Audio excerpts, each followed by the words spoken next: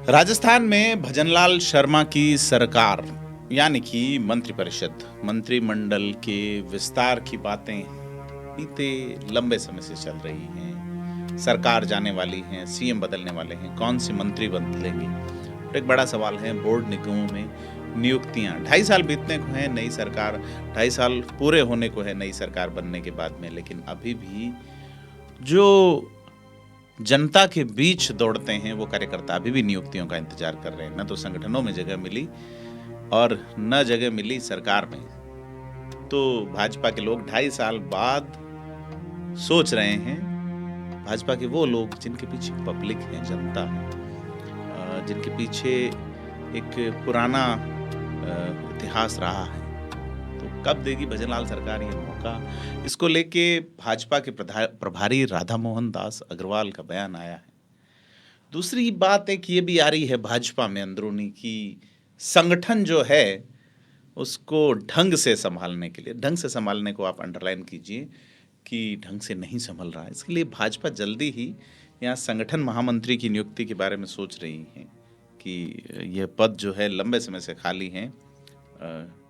चंद्रशेखर के यहाँ से तेलंगाना जाने के बाद से ये पद जो है वो खाली है और उसके बाद भाजपा कार्यालय में ही मौजूदा अध्यक्ष को लेके जो कई मोर्चों में या कई जो प्रकोष्ठ हैं उसमें कई तरह की बातें उनके प्रभारी ही किसी सोशल मीडिया पे या व्हाट्सएप पे उनके स्क्रीनशॉट भी नज़र आ जाते हैं, जिन शब्दों पे गौर करना बनता है कि वो अपने अध्यक्ष को लेके क्या सोचते हैं और भाजपा इन चीज़ों को कैसे कलेक्ट कर पाएगी। भाजपा कार्यालय में मुख्यमंत्री भजनलाल शर्मा खुद की कुर्सी लगाने में 2 साल से अधिक समय बीत गया, 2 साल 4-5 महीने बीत गए।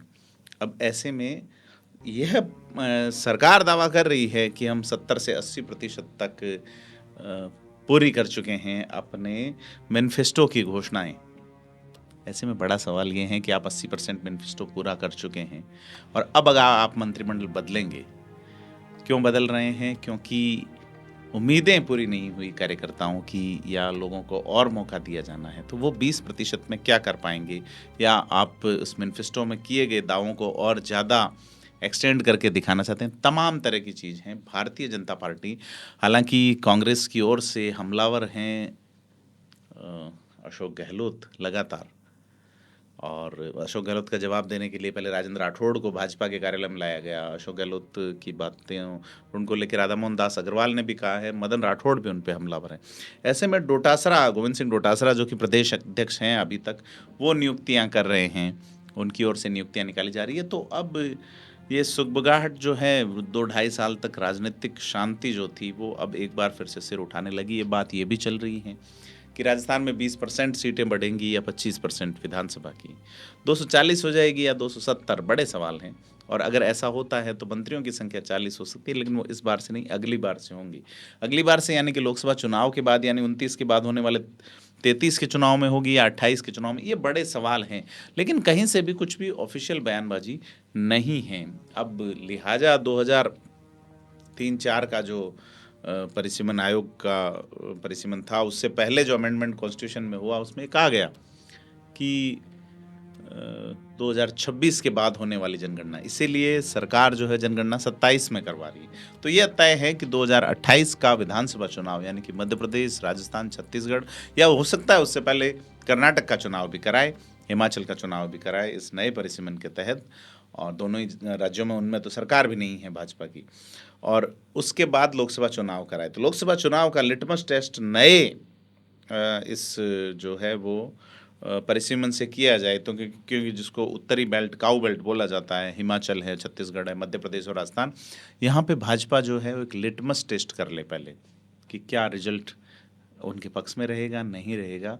तो उस हिसाब से ये सारी चीज़ें चल रही हैं। परंतु बात हम राजस्थान की कर रहे हैं, तो राजस्थान में राधा मोहन दास अग्रवाल जो कि प्रभारी है भाजपा के, बयानबाजी में फ्रंट फुट पे आके खेलते हैं। राधा मोहन दास अग्रवाल ने कहा है कि सरकार जो है वो अपने हिसाब से नियुक्तियां करेंगी और उसमें मुख्यमंत्री का विशेषाधिकार है। मुख्यमंत्री भजनलाल शर्मा का विशेषाधिकार है, निश्चित तौर पे मंत्रिमंडल में किसे रखें, किसे रवाना कर दें, लेकिन यह ऑफिशियल लाइन है। अनऑफिशियल क्या है? क्या वाकई में राजस्थान के मुख्यमंत्री इतना विशेषाधिकार रखते हैं? बड़ा सवाल है। और रखते हैं, तो वो क्यों नहीं बदल रहे हैं चीज़ें, या कब अपडेट करेंगे। बहुत सारे पद खाली भी पड़े हैं, मंत्रिमंडल में भी 30 की संख्या है। आप देखिए विधानसभा उपाध्यक्ष का पद भी वो कर सकते हैं, उप मुख्य सचेतक का पद भी, और संसदीय सचिवों जैसे पद भी थे। तो विधायकों को कब प्रिविलेजेस देंगे, पुराने जो विधायक हैं उनको लेके वसुंधरा राजे के 2-3 दिन पुराने बयान को याद करना चाहिए जब भाजपा के स्थापना दिवस का कार्यक्रम था। तो ये तमाम चीज़ें राजस्थान की राजनीति में एक बार फिर से सुगबुगाहटें तेज हुई हैं। तो कब बोर्ड निगमों की नियुक्तियां होंगी, किनको मौका मिल सकता है, क्या वो लोग जो ये कह रहे हैं कि साहब हम भाजपा के लिए जीवन भर चप्पलें घिसते रहे और अभी तक सरकार आने के बाद, डबल इंजन की सरकार आने के बावजूद कोई बड़ा पद उनके पास नहीं है या बड़ी जिम्मेदारी नहीं है, क्या उनको मिलेगी या नए आने वालों को, नवोदितों को मौका दिया जाएगा जैसा कि संगठन में दिया गया, जैसा कि सरकार में दिया गया? ये बड़े सवाल हैं। तो भाजपा कह रही हैं बुजुर्गों और एक समन्वित प्रयास बनाएंगे, लेकिन वो हर बार कह रही है, लेकिन ऐसा होता नजर नहीं आया। आपको क्या लगता है, कमेंट करके बताएं और थिंक 360 को सब्सक्राइब जरूर करें। धन्यवाद।